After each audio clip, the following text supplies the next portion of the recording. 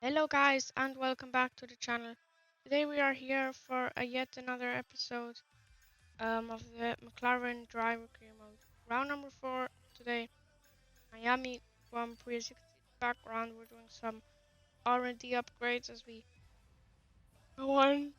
The timeline chassis tire wear upgrade fails, so that's not ideal. Some of them have failed quality control. The We'll next need to race, tell which the will be team what the to redevelop Spanish via the R&D Grand screen. at time of at the time of doing this voiceover.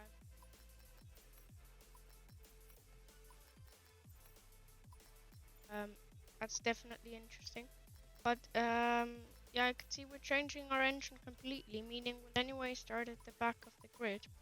So as you'll see in quali, I only try and do a lap to see if the setup You're not works currently in a rivalry. less, Sooner or later, not you'll to probably actually be asked by get the a media position. who you consider to be.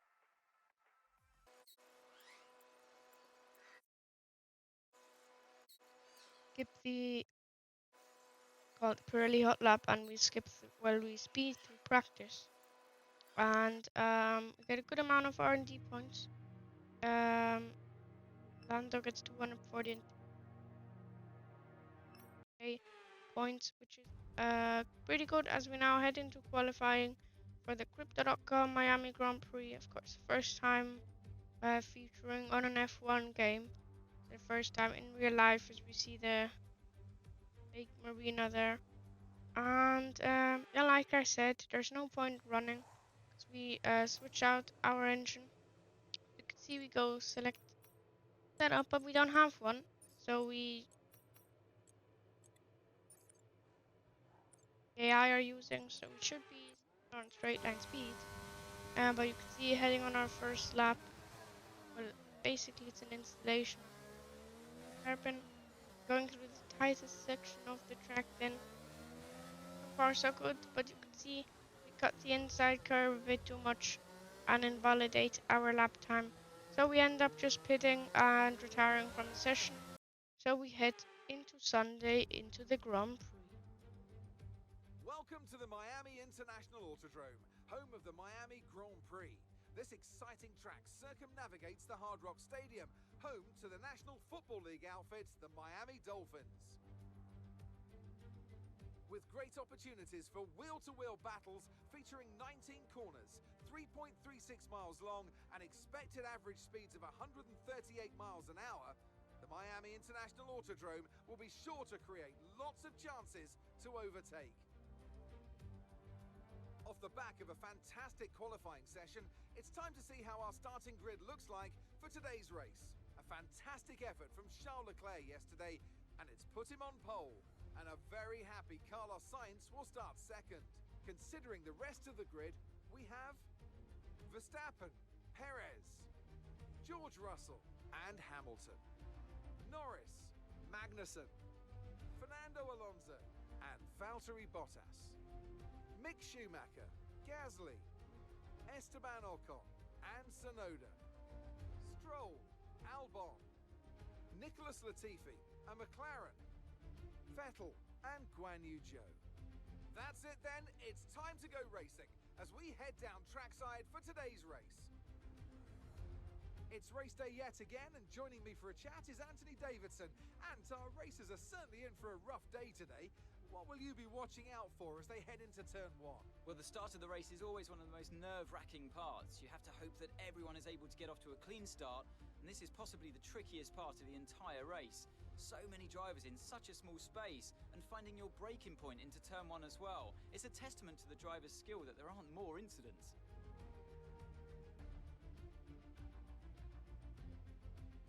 So here we are then on the grid for the Miami Grand Prix. We're going to select the strategy. We're going to go for a medium soft alternate strategy as we play around with the fuel. We're going to go with 14.6 back, and we're going to put plus 3 clicks on the front wing. So we're going to head into the formation lap. Going to speed through it too, as we'll already come to the end of the formation lap now, as we're going to try and line up the car nicely on the grid. Try and hopefully get a good launch as we're lining up in P18 as Sebastian and show when you, I think, have a penalty too. As you can see, we get 0.1 meters. It's perfect. You can do 0.0, but that's quite difficult to do.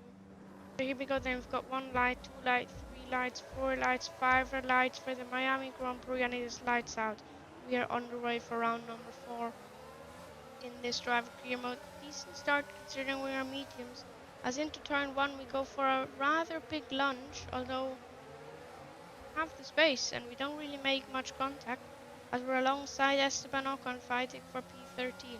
Gets past him, past the Alpine, and P13. So we've already gained 5 positions in the first sector, which is probably the best start we've had this season. As you can see, we go for a switchback move on Pierre Gasly. He decides to just turn in, which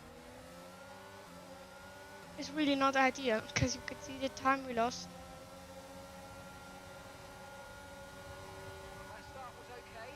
So side by side, we have to use our battery because we've got Esteban Ocon behind us. 2 and 3 wide will not make it through here. So we'll use our battery. We eventually fend off Gasly and we push him so wide that Esteban Ocon finds a way past the Frenchman. But anyway, I've noticed through this side chicane, the AI don't got the curbs, meaning they lose quite a bit of time. But then on this exit into the final corner, they just absolutely pull away. On the end of lap number 2, ODRS enabled, Ocon just absolutely flies past. We're not using any battery, but there's no way we can match that. We're even on the same setup. So that looks like the AI is super OP on the straight and this year. They have high speed corners like they were last year, so you have a bit of a moment. Then gonna forward time as we're gonna go to the end of lap number 3 potentially. Oh, it's gonna be one more lap, so end of lap, well, mid lap number 4. Gonna have DRS on Esteban Ocon. Gonna go down the inside into the hairpin. Softs, of course, wearing off by now. We're, of course, on the medium. Soft alternate strategy still on the mediums as we get past the Frenchman and put our car up to P12. Next up, it is Schumacher, but they all tend to box. So at the end of lap number 8, I missed the braking board. I didn't see it because of the lighting and because of Gasly. So we hit Gasly, we get front wing damage, we have to box. And on softs, maybe we could have caught back up like the others, but like maybe the points because I think we were P12. But with the front wing change, of course, that's no option anymore. So the race is basically over. We'll still finish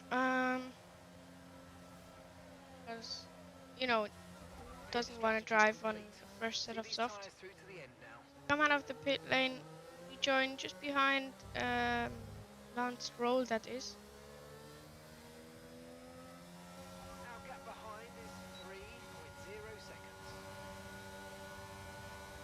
So here we go then. On lap number 10, we're gonna try and have a look past Stroll as we go down the inside into the hairpin once again and make the move stick nicely. Bit of contact with the wall there, but that's fine. So ahead of Stroll we go. Next up is Latifi, and you can just see how much time we gained through there because the AI are not cutting corners. But then just look at this exit, it's absolutely ridiculous. We're right on the rear of Latifi. Well, this time around he doesn't pull away because he also doesn't have DRS, but see, we turn off DRS because if we try and go around the outside we lose way more time. You can actually see we turn in too much and Latifi has understeer as we nearly spin round and we're gonna use flashback. Not sure why I did that, but it is what it is as we're actually gonna try and go around the outside now. So we go around the outside of the Canadian. Not get DRS though, and Latifi has DRS, so he's going to be on the outside heading into turn 1 on lap number 11.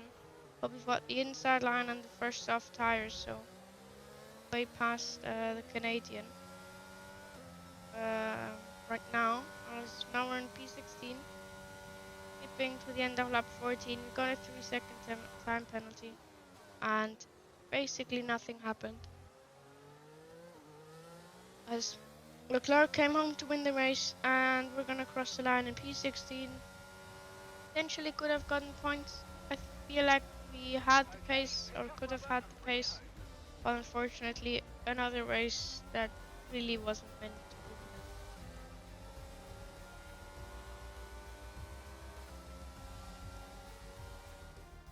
Here we are then, a phenomenal Miami Grand Prix, and what a great show of skill from our race winners today.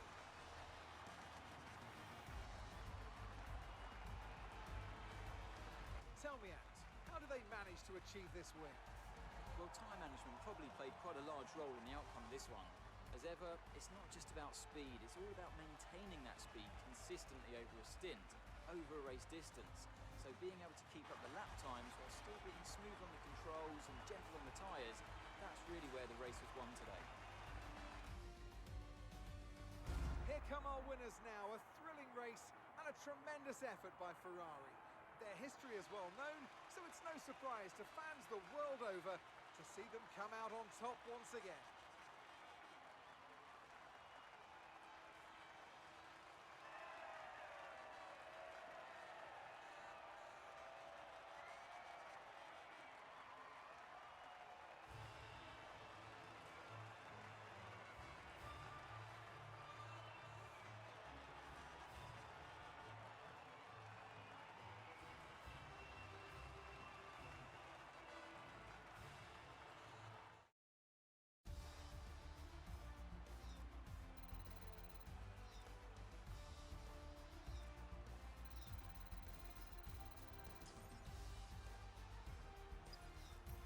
So then, it's time to see how this result affects the Drivers' Championship. Charles Leclerc, currently leading the championship standings, extends his lead even further with this result. Some amazing talent out on the track today, but Anthony, who would you pick as your driver of the day? Charles Leclerc showed exactly how to manage yourself out on the track today. He was almost flawless out there. Incredible stuff. It's time to see how things are shaping up in the Constructors' Championship. Ferrari continue to extend the gap at the top of the table. Meanwhile, a strong weekend from Red Bull this time out, and they improve their position in the championship. Well, what an end to another fantastic weekend of racing. Thanks to everyone who joined us, and we'll see you for the next one. That was it then with round number 4. If you did enjoy, please leave a like and subscribe to my channel.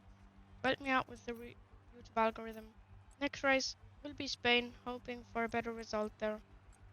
And for me, it's take care and goodbye.